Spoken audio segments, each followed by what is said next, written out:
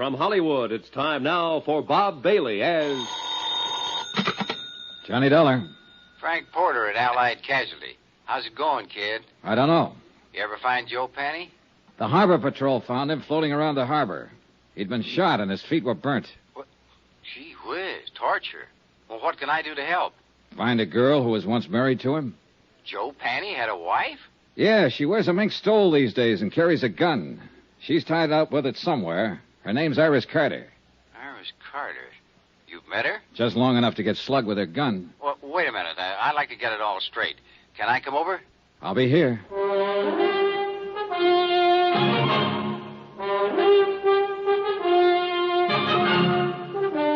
Tonight and every weekday night, Bob Bailey in the transcribed adventures of a man with the action-packed expense account. America's fabulous freelance insurance investigator... Yours truly, Johnny Dollar.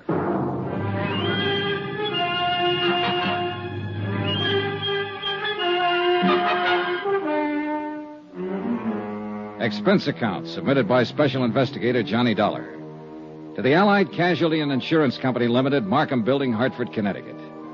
The following is an accounting of expenditures during my investigation of the McCormack matter.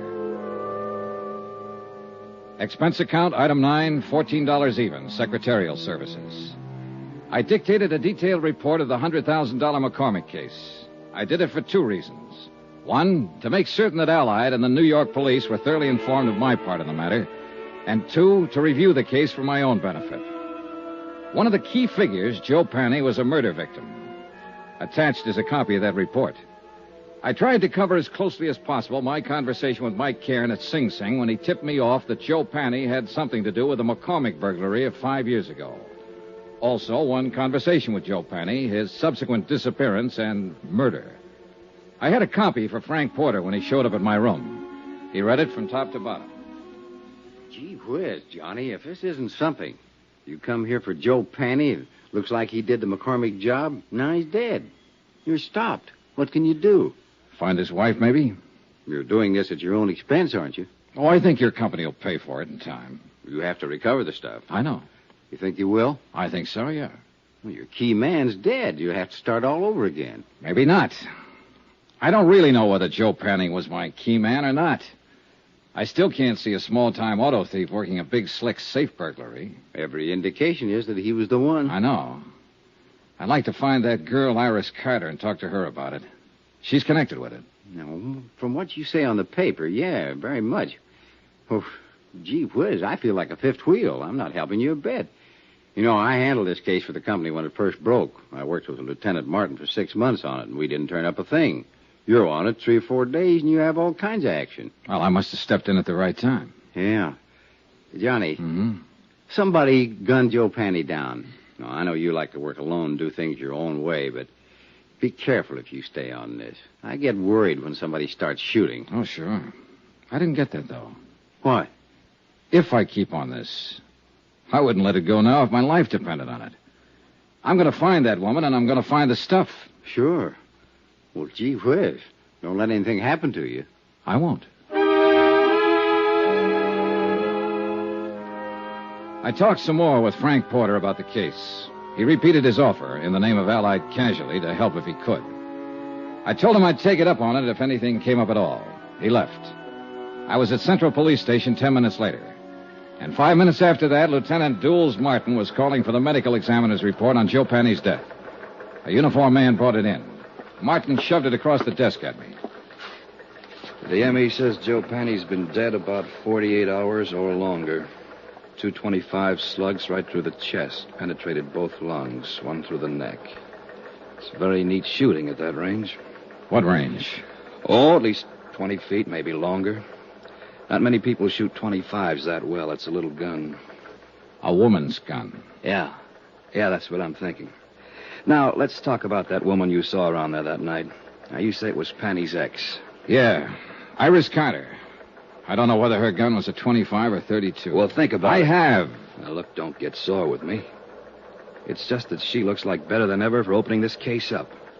I put her on all points. Sorry I got riled. That's all right. Now, the ME thinks that Penny was killed before he was dumped in the water, possibly ambushed by someone he didn't know or didn't trust. If he's right about the range, that'd fit in. Someone who knew him would do it close up. Yeah. Hey, wait. You said his feet were burnt. Yeah, I got the pictures here to prove it. Yeah, take a look. And these are the glossies. Uh-huh. Now, these are the burns here, Dollar. Right here. Here and here. Yeah. Then he wasn't ambushed exactly. Look, I don't know what he was. But this is the crazy part. He was already dead when this happened. No rope marks on his legs or wrists. You don't sit still for burning, no matter how tough you are. It's fascinating, huh? Someone shot him down, then tried to make it look like he was tortured for information first. Cover up. He's supposed to look like he knew something or had something.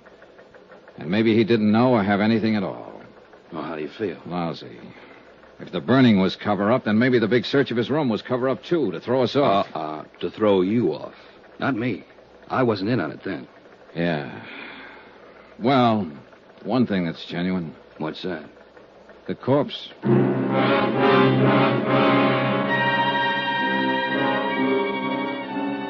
An hour and a half later, a witness was delivered to the office of Lieutenant Martin. His name was Edmund Thompson. He sold papers in the dock area. Both Martin and I looked at him twice, and I could tell both of us were doubting the credulity of anything he might have to say. Hi.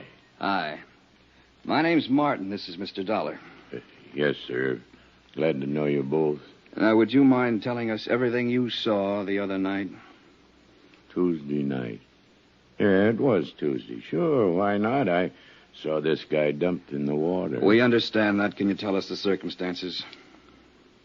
It's against the will of God. Yes, it certainly is. Against the laws of nature, too. What did you see, Mr. Thompson? I prayed for them both. You tried, Dollar? When did you pray?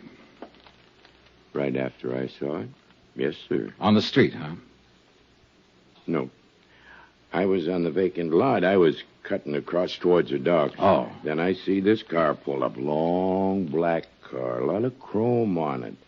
This fella jumps out and goes around to the back. He opens the trunk, and he pulls this other fella out. Hoists him up, and he carries him over the dock. Then he just lets him go. Then you prayed. Then I prayed. I was a little too scared to do anything else. This car the man had. Long black one. A lot of chrome. Sedan or coupe? What's the difference? 2 seats or 1 seat? 1 seat. Happen to get the license number? Uh, All right. Let that go. How about the man? Can you describe him? He stood there and looked down at the water and started himself a cigarette. Well, what kind of a face did he have? Dark, light, a mustache, what? A devil's face. Oh, swell. Now, what does that mean? A devil? Mr. Thompson, do you understand that we want to apprehend this man, that he's responsible for one man's death, and that he might harm someone else? I'll pray for him. Pray for them all. Well, how was he dressed? Didn't notice. Hat? Don't know. Coat? Don't know. But he had a long black coupe. Do you know the make? Nope. Would you know him if you saw him again? Nope. Look, when you saw him dump a body into the water, why didn't you notify the police? Why should I? It's police business. Let them take care of their business. I'll take care of mine. Any of you fellas got a cigarette on you? I left Lieutenant Martin brooding over his witness and went out for a bite of dinner. When I called him later, he hadn't learned anything more, so I decided to call it a night and went back to my hotel.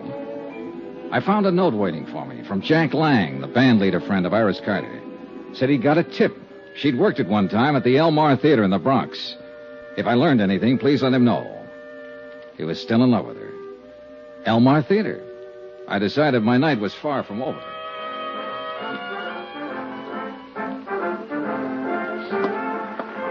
Hey, you. Buy a ticket out front if you want to look at the girl. I only want to see one. Her name's Iris Carter. Does she work here? I just told you, go buy a ticket out front. Just tell me this. Does Iris Carter work here? Is the name familiar to you? Have you ever seen her or heard of her? You give me any more trouble or clouch, I told you go out front. Can't you answer a simple question? I'm looking for Iris Carter. Iris You Carter. don't have to yell at mister. He never heard of it. What? Call me a cop, Gloria. This Never mind, guy's Pop. giving me... Never mind. I'll take care of him. Come on, you.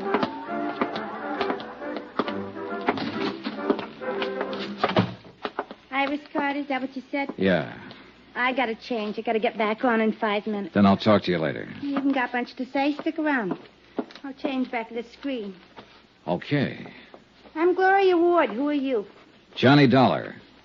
What do you want with Iris Carter? I want to see her and tell her something. Tell me. Well, for one thing, her ex-husband's dead. What? Oh, better watch that screen. Oh. Say that again. Joe Panny, her ex-husband's dead. No kidding. That no good bum is really dead. Yeah. Where can I find her? She don't work here no more. Hasn't worked here in 4 or 5 years. She quit. Well, where is she? You took over from the old man out there when you heard me mention her name. You've satisfied yourself that I'm really looking for her, so suppose Don't flip with me, mister. I'm not satisfied about anything. Where is she? She got herself married to a nice guy. Good for her. Is she in town? You sure you just want to see her and tell her Joe's dead? That's about it. I thought maybe she might be able to help me and the police find out who killed him. He was killed? 2 days ago. They found his body today. How do you know about that? Are you a cop? I'm an insurance investigator. And you have to see her? You want it put in writing? Don't get in a huff. What I'm getting at is this. Quick change, huh? Now listen. Iris is good. You know what I mean? And she's married to a nice guy now. Will any of this make her trouble? Not if she hasn't done anything wrong. Well, I can tell you she hasn't. If it does make trouble, it'd be a shame. She's set up nice, and I like to see a girl set well, don't you? Certainly. Well, I haven't seen her almost since she left here, but... Well, you look like a right kind of guy. I believe you. Thanks, Gloria. She lives out in Long Island now. Her name's McCormack. Iris McCormack. By the time I said goodbye to Gloria and walked out the stage door and got out into the alley, I thought I had most of it figured. The ex-wife of an ex-con married a wealthy Long Islander named McCormack. When the honeymoon was over, the safe was robbed. Walking out that alley, I was wondering whether to phone the police or Allied Casualty first.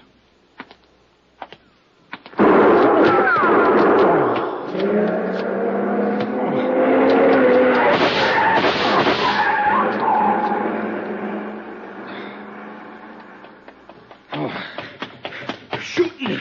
You've been hit. Oh, it isn't bad. Did you see him? I didn't see nobody. The car. See the car, the one that just gunned out. Oh, the car. Oh, yeah, that long black coupe, a lot of chrome. A fella didn't have his lights on. Hey, that's against the law. Hey, you need help, mister. No, I'm all right.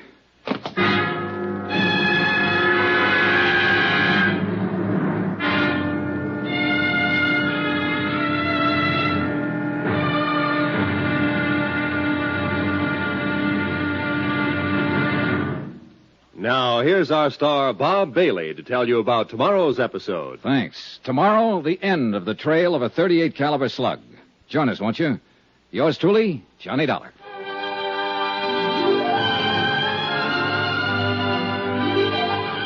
Yours truly, Johnny Dollar, is transcribed in Hollywood. Written by John Dawson, the entire production is under the direction of Jack Johnstone. Be sure to join us tomorrow night, same time and station, for the next exciting episode of Yours truly, Johnny Dollar. Roy Rowan speaking.